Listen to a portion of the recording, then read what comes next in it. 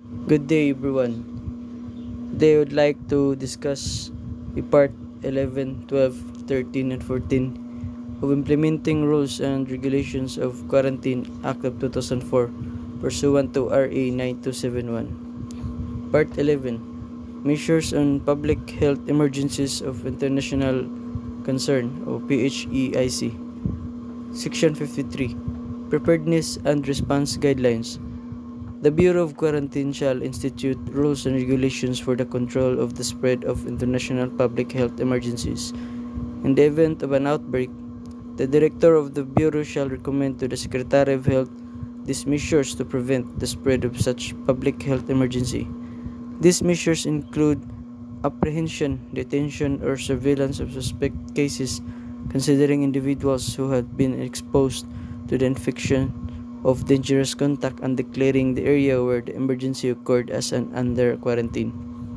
Part 12, Management Protocol for Diseases subject to the International Health Regulations. Section 54, Cholera. General considerations for a cholera-infected ship or aircraft includes regarding a ship or aircraft as infected if a case of a cholera has occurred on board during the voyage. Regarding a ship or an aircraft as non-infected if upon inspection there is no case of cholera on board, even if coming from the cholera-infected area. Disinfecting and removing of water and containers carried on board which is considered as contaminated. Disinfecting of human excreta, wastewater including bilge water and any matter considered as contaminated under the supervision of Bureau of Quarantine prior to disposal. Making sure that the unloading of contaminated wastes shall be in accord with the anti-pollution law. Putting the persons engaged under surveillance for a period of not exceeding 5 days from the time they cease unloading. Medical examination of crew and passengers is needed in the management of cholera-infected person or suspect. Patients shall be disembarked, isolated, and treated if they manifest the clinical symptoms of the disease, and their baggage shall be disinfected. They shall be released only when 3 successive bacteriological examinations of their stools have been found to be negative. Section 55, Plague. General considerations for a plague-infected ship or aircraft includes regarding a ship or aircraft as infected if it has a case of a human or rodent plague on board. Regarding a ship as suspected if it has no case of plague on board but there is an abnormal death among rodents on board with a known cause. Regarding a ship or an aircraft coming from a plague-infected area as non-infected if on inspection the condition specified in the preceding paragraphs A and B do not exist.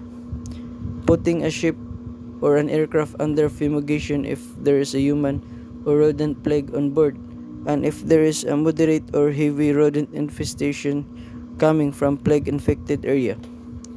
Medical examination of crew and passengers is needed in the management of plague-infected person or suspected. Patients with the plague shall be disembarked, isolated, and treated. Their baggage shall be disinfected. Asymptomatic suspect will be placed in quarantine or placed under surveillance for a period of not more than 6 days from the date of exposure. Section 56, Yellow Fever. General consideration for a yellow fever infected or suspected ship or aircraft includes regarding a ship or aircraft as infected if it has a case of yellow fever on board. Regarding a ship or an aircraft as suspected if disinfection was not performed satisfactorily and live mosquitoes are found on board. Requiring of any person over 1 year of age coming from yellow fever infected area a valid yellow fever immunization certificate.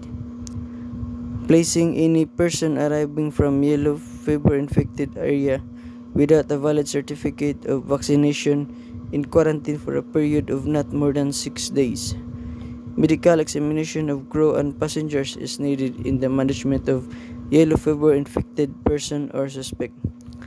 Temperature of all passengers and crew may be taken when necessary. The ship or aircraft shall be inspected and subjected to vector control measures. The vessels or aircraft shall be disinfected against mosquitoes before the discharge of cargo. Part 13.